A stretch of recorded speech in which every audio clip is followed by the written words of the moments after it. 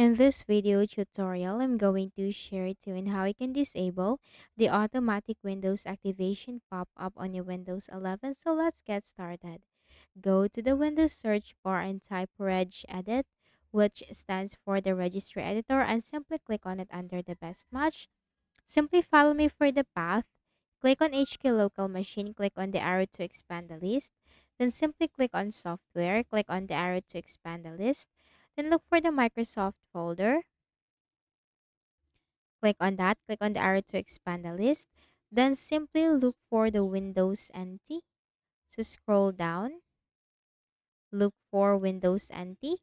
Click on the arrow to expand the list. Then click on the current version. Click on the arrow to expand the list and simply look for the software protection. Okay, let's scroll down. Here it is, the software protection platform. And then click on the arrow to expand the list and click on activation. Now on the right pane, you will notice a value that is manual, a value name that is manual.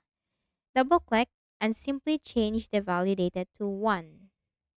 Manual value name, value data 1, and simply click on OK. So this is the registry path.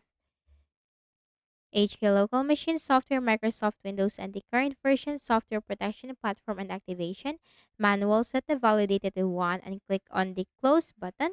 Then right click on the start button, shut down or sign out, and restart your Windows. Do not forget to restart your Windows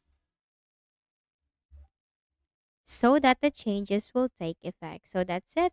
And I hope this video helped you. Kindly please do not forget to hit the like button and subscribe to this YouTube channel. Thank you for watching the video.